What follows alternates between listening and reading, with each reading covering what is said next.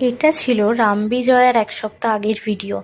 আসলে এতদিন সময় হয়ে ওঠেনি রামরাজাতলায় যাওয়ার জন্য, তাই জন্য 1 সপ্তাহ আগেই গিয়েছিলাম আমরা। তো প্রথমেই পুজো দেওয়ার জন্য সন্দেশ আর বজরংবলির জন্য আমরা লাড্ডু নিয়ে নিয়েছিলাম।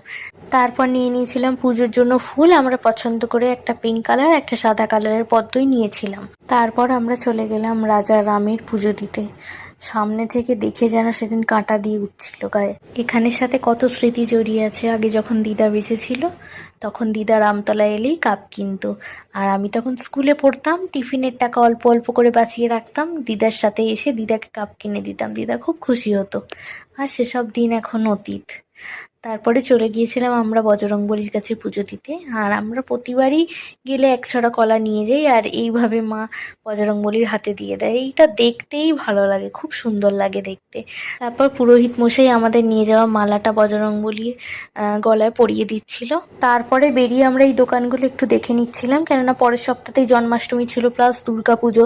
গোপালের সব কিছুরই শপিংয়ের দরকার ছিল আমাদের। তো এই দোকানটা থেকে অনেক সুন্দর সুন্দর জামা কিনেছি, সেটা তোমাদের আমি একটা অন্য মিনি ভ্লগে দেখিয়ে দেবো। আর আমরা এখান থেকে শপিং করে বাড়ি ফিরে আসি। তো চলো এখানেই টাটা, আবার দেখা হবে পরের দিন একটা নতুন মিনি ভ্লগ নিয়ে। বাই।